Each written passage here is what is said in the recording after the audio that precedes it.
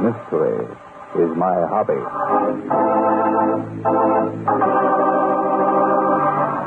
Ladies and gentlemen, Barton Drake speaking. For tonight's drama, I've selected case history number 112 from my book, Mystery is My Hobby. I call it 2 Hours to Live. Come on, Andy, hurry it up. We've only got a half hour to get to the airport. Planes don't wait, you know. They don't wait. You through in a minute, George. Just want a final word with this precious brother of yours. Look, Andy, I don't like your attitude. Why? No. Careful, Ken. You're out there. Why I ever had dealings with a shyster like you? I ought to have had my head examined. Look, I brought your case to court and we lost, that's all. You mean I lost? Come on, Andy. We'll miss the plane. We'll miss the shooting. Mr. Shooting? If you ask me, I lost because the other side paid you off. I don't care what you think. And I'll expect my fee. It'll be $5,000. Oh, yeah? Try and get it. Look, Andy Fisher, there's a law that says... Too bad there isn't a law that allows a man to exterminate rats like you. Come to think of it, one of these days I just might take the law into my own hands. Don't you dare threaten. Oh, my ulcers. Bill.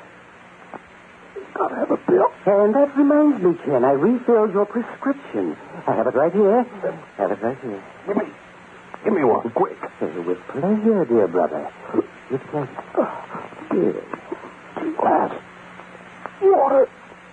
Desk. What did you say? Desk. Oh, I see. Oh, well, quick. Fiddling with it. Bring it here. Keep your shirt on.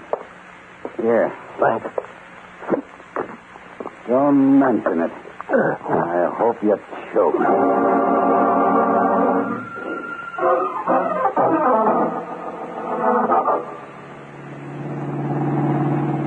Now, tell me, Inspector, what is all this about? First you tell me to pack a few things and not to forget my shotgun. And now, from all the signs, you're driving me out to the airport. You're going hunting. I am? Yep, at the expense of the city. Oh, well, now, Inspector, that's the kind of assignment I like. But I know you too well to think you're just packing me out for fun. So give, Inspector, give. Lawyer by the name of Kenneth Slocum, dropped dead today. Huh? That's Shyster? Oh, you've heard of him? Yes. Well, I've got an idea he was poisoned. Oh? What kind of poison? By whom? Well, we don't know what kind. Haven't had the autopsy yet. As for who did it, might have been any one of a million people.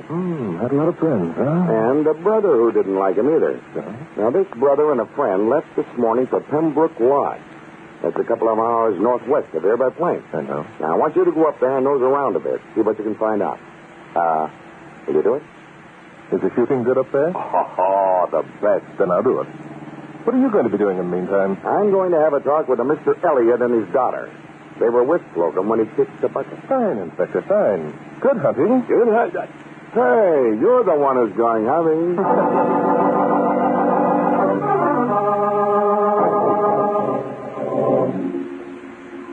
And that's the way it all started. No one ever had to ask Barton Drake twice if he wanted to go hunting. So a few hours later, we find him standing deep in a wooded solitude. Suddenly, there's a thunder of beating wings as a whirring grouse breaks cover. And in a split second, with perfect timing, Barton Drake's gun is at his shoulder. Got him. Good shot, fellow. Splendid. Thank you, friend. One shot. Wow. I wish I could do that. Well, I'm afraid if you don't drop these fellows with the first shot, you'll never get another chance. Any luck? And only a couple. Been out too soon, too. How long have you been out? Oh, I just flew in. I've only been out about a half hour. Sort of looking the ground over. Well, guess the shooting's over for today. Sun will be down in a few minutes. Yes, I guess you're right.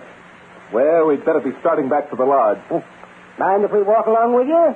Walk along? Certainly not. It'd be a pleasure. Good. Figure we might as well know each other.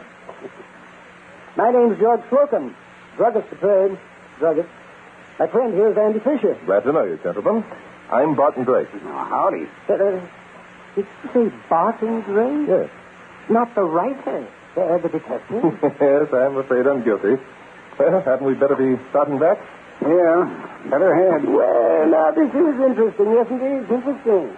Fancy meeting you in person, yes. Fancy that. I hope you're not being disillusioned. On the contrary. I'm fascinated. Yes, indeed. I'm fascinated. Well, thanks. Yes, indeed. Thanks. Of course, I don't agree with the slip that you fellows so often make, that there never was such a thing as a perfect crime. No? Why don't you agree? Because I have a plan for a perfect crime.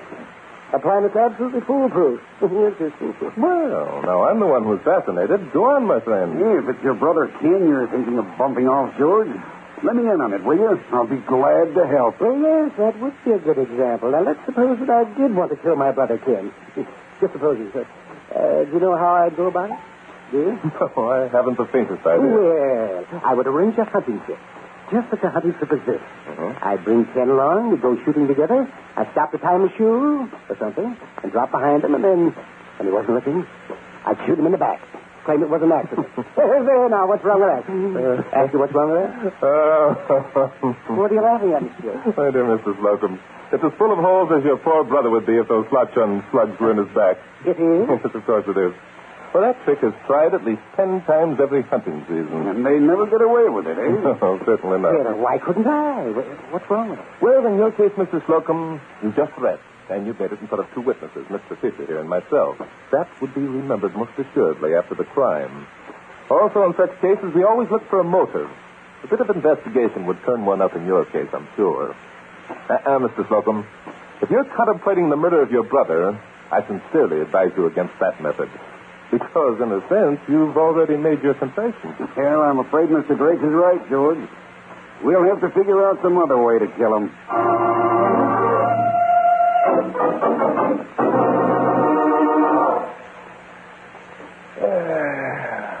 Nothing like a good meal and a good stretch in front of a warm fire after a day in the woods, eh, gentlemen? You're right, Drake. You're right. Yeah, I'm going to turn in early.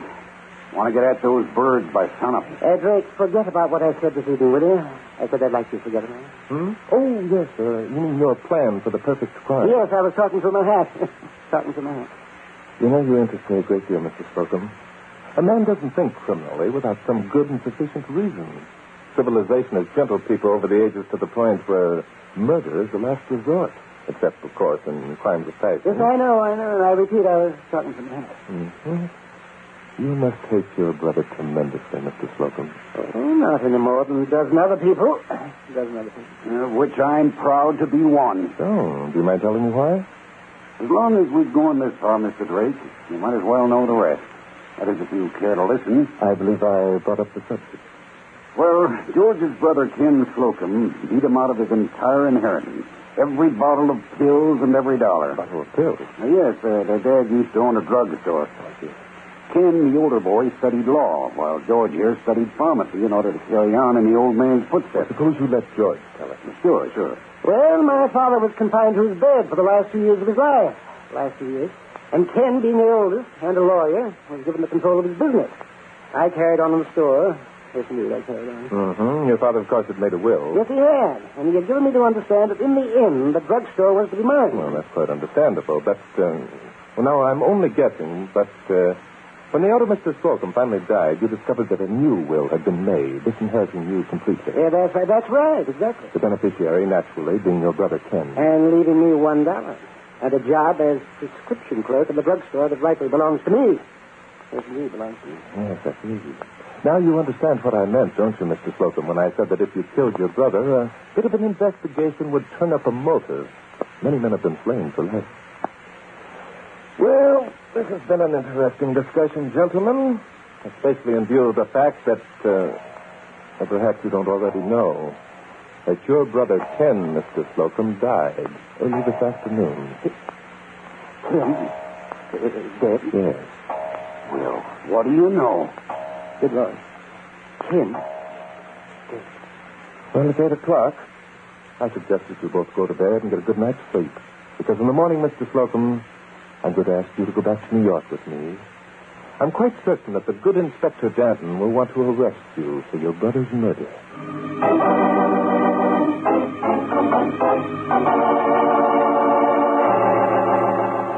And now back to Glenn Langdon for the second act of Mystery is my hobby.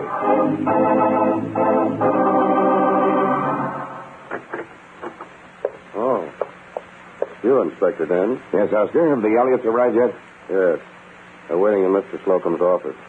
Come in, won't you? Thanks. This way, Inspector. I know where it is. This door. I tell you, I know where it is.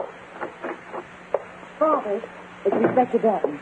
Yes, Helene, I see. My daughter's very upset, Inspector. You are upset, aren't you, Helene? Yes, Father, of course. Well, she's going to be a lot more upset before I get through with you. All right, now, I want to ask you a few questions. We'll answer them. You'll answer some questions, won't you, Helene? Yes, Father. Now, you told us before that you two were with Mr. Slocum when he, died. Helene? Yes, he will. Was careful. Poor man had a heart attack right before our eyes. Toppled over on the desk there and stopped. What makes you so sure it was a heart attack? Why, of course it was a heart attack. What else could it have been? That's right, isn't it, Helene? Yes, Father. Yeah? Did either one of you say something that might have brought on this heart attack? Did Slocum fly into a tizzy or something like that? Helene? Well, you might call it that. You see, Father had just demanded an accounting for Mr. Slocum. An accounting? Accounting for what? An accounting of the trust fund which was left in Mr. Slocum's care by my mother when she died. Oh, and you think maybe Slocum had been misappropriating the funds? We have reason to believe that he has exhausted them completely. Well, now, if that ain't a motive for murder, I never heard one. However, you must remember that Mr. Slocum wasn't murdered. He settled that question himself by dying naturally. It isn't quite as simple as that, Miss Elliott. You see, Mr. Slocum didn't die naturally. He was poisoned. Poisoned? Why, that couldn't be. We were right here. We were right here with him all the time. Weren't we, Helene? Yes, Father. And that's just as good as a confession. However, I'm trying to be fair. I've still got a few more questions to ask. Now, when did Slocum have this attack? I can tell you to the minute. It was just 2:30. Hey, how can you tell as close as that? The clock in the hall had just struck the half hour. Oh. Now, Mr. Elliott, at any time while you were here in the room with Slocum, was anything served? Anything to eat? Well, Well, how about it, Mr. Elliott?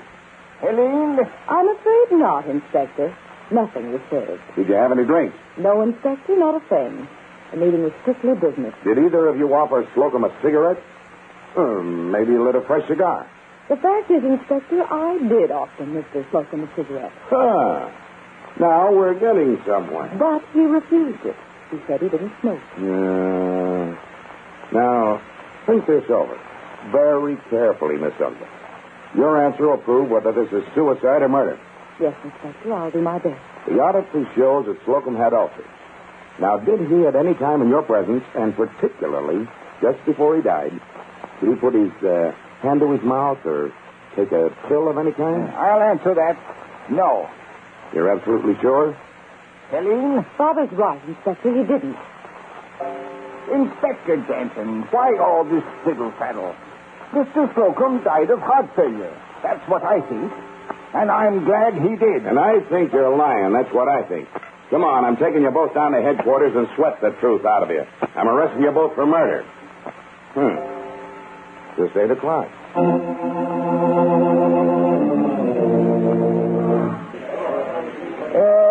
Inspector.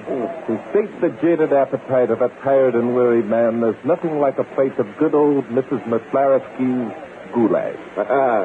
Just like Mother never used to make. Now, Bart, can I bring you up to date on all that's happened? Of course, Inspector. But before you start exuding pearls of wisdom, I think you ought to know that I brought George Slocum back with me. Yeah? Well, what did you do that for? Well, you wanted him, didn't you? What I want him for? For murder, of course. He did murder his brother, you know. Inspector, what are you laughing at? For once they put it over on the great Spartan Drake. Yes, and just how did you put it over? George Slocum didn't kill his brother. He couldn't have killed him. Why couldn't he? Because we held an autopsy, Mr. Drake. And the autopsy showed that Ken Slocum had enough cyanide inside him to kill another. Oh, then the poison used was cyanide. Right, Sherlock. And cyanide is one poison that works instantaneously. Just a little swallow, Louis, the angel thing. Yes, it does work instantly. So how could your friend George give his brother cyanide when he was 300 miles away when it happened? I see what you mean, Inspector. You've got a point there. Well, I guess you might as well have George turned loose. And I thought I had a beautiful case. Oh, don't feel bad about it, I Bob. don't feel bad. It's just that... I've got the guys who did it all safely locked up in the clink. You have Inspector who? Mr. Elliott and his charming daughter, Helene. Oh, I suppose you have a complete confession. Well, no, not yet. See, and just what makes you so certain that they did it? Because they had to, that's why. It had to be somebody in the room who gave it to them. They were it. Did you possibly consider the theory that it might have been suicide? You bet I did. I asked the Elliots. They said Slocum didn't take a pill of any kind. You say that Slocum didn't take a pill. Right. And it was the Elliots who told you that he didn't. Right. Well, Inspector, right goes your whole case right into an old cop's hat. Right. What do you mean? When you asked the Elliots that question, you gave them a perfect out. An out? Yes, Inspector. All the Elliots would have had to do to clear themselves completely of any charge of murder would have been to claim that they had seen him take a pill. The verdict would have then been suicide. And all the sweating you could ever do would never prove it different. Yeah. Yeah, that's right. Listen, my suggestion, Inspector, is that you turn the Elliots loose immediately and save yourself a suit for false arrest. Yes, I will, but... Bart, what do we do now? I don't know, Inspector. I'm afraid for once in our bright young lives, we're completely and irrevocably stuck.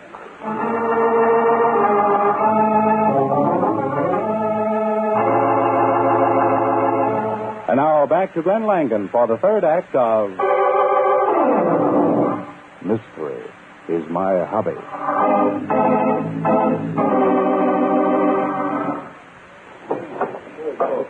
Here's your change for the aspirin, man. Here's your change. Thank you, Mr. Slocum. Sure. Hope your husband will be all right in the morning. Oh, well, hello, Mr. Drake. Hello. Oh, and you too, Inspector. Good evening, George. Howdy. How are you progressing in your investigation of my poor brother's death, General? We aren't.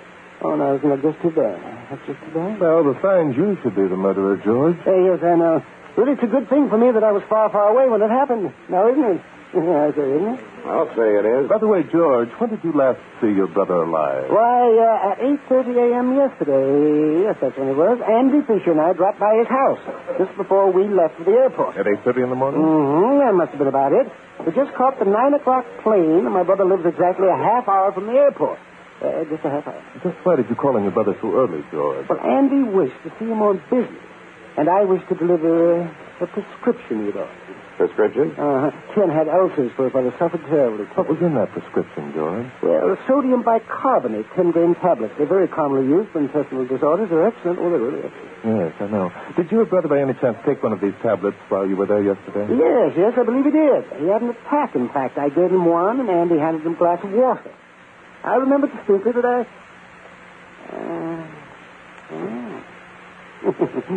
see what you're getting at. You think perhaps it was I who slipped my dear brother his lethal dose? Could be. Oh, now, you know better than that.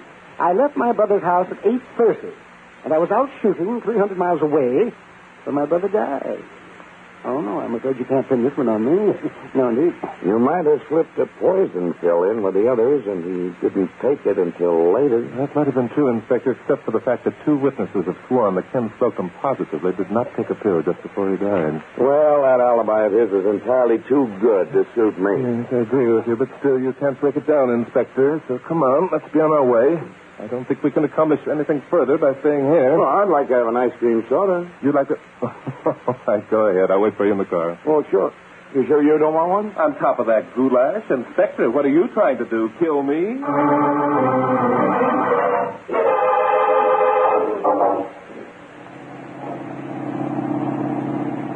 Well, what do we do now? I don't know, Inspector. Suppose we just drive around and think. What's the matter, Inspector? Stomachache. Oh. How about that Andy Fisher, Bart? Maybe he slipped the cyanide into the glass of water he gave Slocum. Inspector. Yeah, that's right. Slocum didn't die until he was 300 miles away, too. That's right. His alibi's just as good as Brother George's. Tell me. It's too bad you're having some sodium bicarbonate. Slocum says that it's excellent for things like that. I have. When I was having that ice cream soda, I bought a bottle. Well, Inspector, I never knew you had ulcers.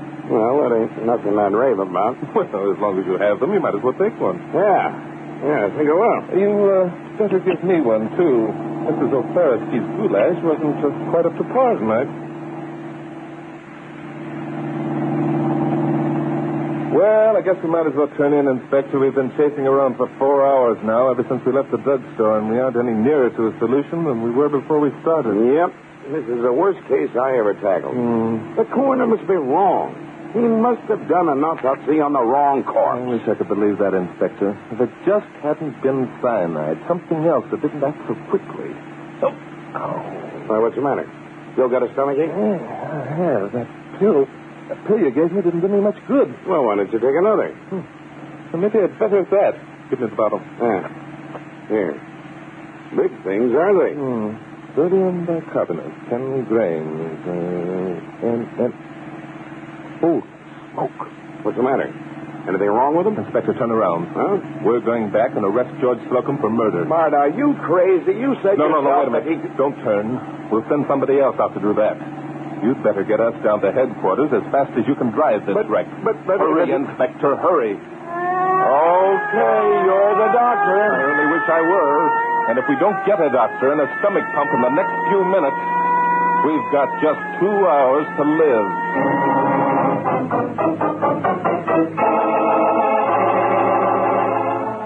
And now back to Glenn Langan for the conclusion of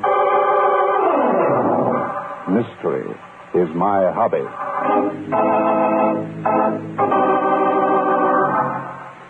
You feeling all right now, Bart? I'll live, I guess. How about you, Inspector? It's not much fun tangling with a stomach pump. Oh, I'm all right. Doc says you got the pills all right. Had enough cyanide in them to kill a horse. That's exactly what I was afraid of. But, Bart, that just isn't possible. You said yourself, when any guy swallowed cyanide, he'd drop. Plunk. Right now. How could we have all that cyanide inside us for 4 hours and still be alive? The science of medicine never stands still, Inspector. It is always advancing on to newer and better things. Yeah? Now, take that enteric seal, for instance. Enteric... What's that? That's the stuff that those sodium bicarbonate tablets you bought from Brother George were coated with. It said so right on the label. Yeah. Well, I still want to know what it's good for. You see, Inspector, ulcers are not only found in the stomach, they're quite often found on and beyond. So in such cases, they give the patient these N-Seal tablets. They're made with special coatings called enteric seal, which take exactly 6 hours to dissolve. Do you follow me? Yeah, but I still don't get it. Inspector, use your imagination. Our druggist friend simply took some cyanide, coated it with enteric seal, gave it to his brother, and went hunting. When the 6 hours were up, the coating dissolved, and Ken Slocum dropped dead, leaving George with a perfect alibi. Yeah, but how did we happen to get it? You asked me that, Inspector? Well, I have a notion that friend George got a bit panicky when you started to question his alibi. Huh? And then when you blundered right into his lap by buying those tablets, he slipped you some of his very special brand. He probably put something extra in your soda, too, so that you take the pill right away. Why, the dirty little skunky... Come to think of it, we should have cracked that alibi long before this, Inspector. Yeah? Why? Because Brother George was only told that Ken died of poison, remember? And most poison works rather slowly. So if he didn't know it was cyanide, how could he be sure he was 300 miles away when his brother died? Hey, how about your stomach? My stomachache? Oh, I'm afraid that was just coincidence and goulash. Oh, yeah, I see. Well, you'll have to admit the little guy was clever. That he was, Inspector, that he was. He came the closest I ever saw to committing the perfect crime. And I'm afraid he would have succeeded, too, Inspector. All but the one thing. Yeah? What's that? What's that? Because mystery is my hobby, Inspector. I say, a mystery is my hobby.